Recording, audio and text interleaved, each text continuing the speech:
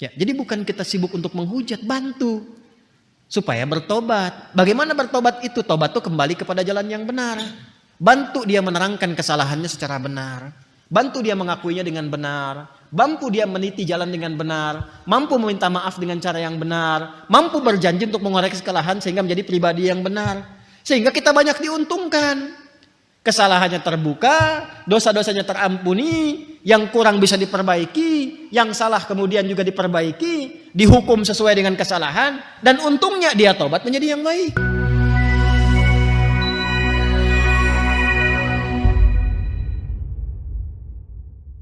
Jadi Quran itu kalau kita sudah dekat dengan Quran, itu insya Allah akan terjaga dari keburukan. Sekalipun belum hafal, rajin baca aja. Rajin baca. Rajin baca.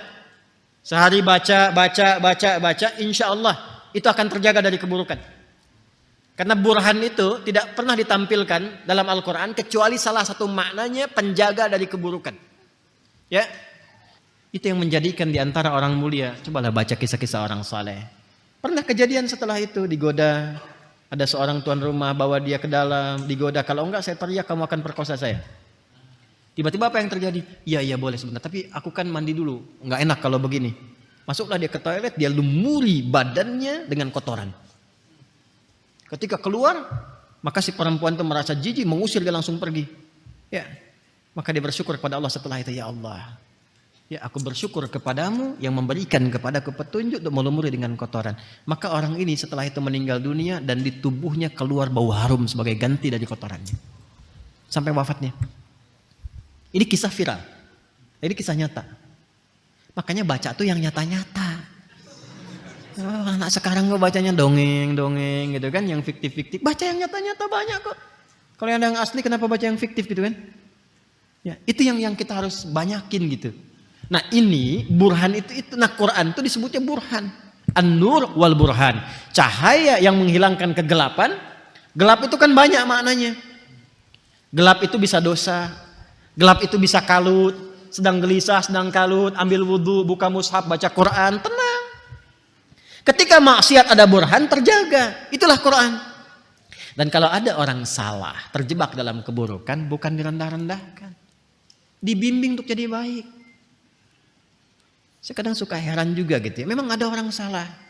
Kesalahannya banyak. Tapi kalau dia masih hidup, bantu dia tobat. Ya, jadi bukan kita sibuk untuk menghujat, bantu. Supaya bertobat. Bagaimana bertobat itu? Tobat itu kembali kepada jalan yang benar. Bantu dia menerangkan kesalahannya secara benar. Bantu dia mengakuinya dengan benar. Mampu dia meniti jalan dengan benar. Mampu meminta maaf dengan cara yang benar. Mampu berjanji untuk mengoreksi kesalahan sehingga menjadi pribadi yang benar. Sehingga kita banyak diuntungkan. Kesalahannya terbuka, dosa-dosanya terampuni, yang kurang bisa diperbaiki, yang salah kemudian juga diperbaiki, dihukum sesuai dengan kesalahan, dan untungnya dia tobat menjadi yang baik. Terus apa untungnya dengan menjelekan orang, menghujat orang? Apa untungnya? Tidak ada. Kesenangan, kepuasan, puas menghujat orang. Untuk apa? Kalau mau dihujat, yang dihujat itu keburukan perbuatannya. Bukan orangnya. Perbuatannya yang dicela. Penipuannya yang dicela. Ya? Apa lagi? Korupsinya yang dicela. Judinya yang dicela. Pencuriannya, pembunuhannya yang dicela. Itu yang dicela. Supaya perbuatan itu dianggap buruk. Ketika dianggap buruk, ditinggalkan. Makanya dulu perilaku yang buruk itu dilekatkan kalimat-kalimat yang buruk pula. Nggak diperbagus. Dulu, maaf ibu ya, perempuan yang keluar malam kan kata-katanya langsung kotor. Laki-lakinya juga begitu. Pezina. Bahkan petugas Belanda pun, ya, kalau ada orang yang berbuat zina di prajuritnya sendiri, itu dibawa ke halaman luas, dicoreng tuh, itu hidungnya pakai arang, sehingga kelihatan belang. Maka disebut hidung belang. Asalnya dari situ. Baca sejarah yang betul.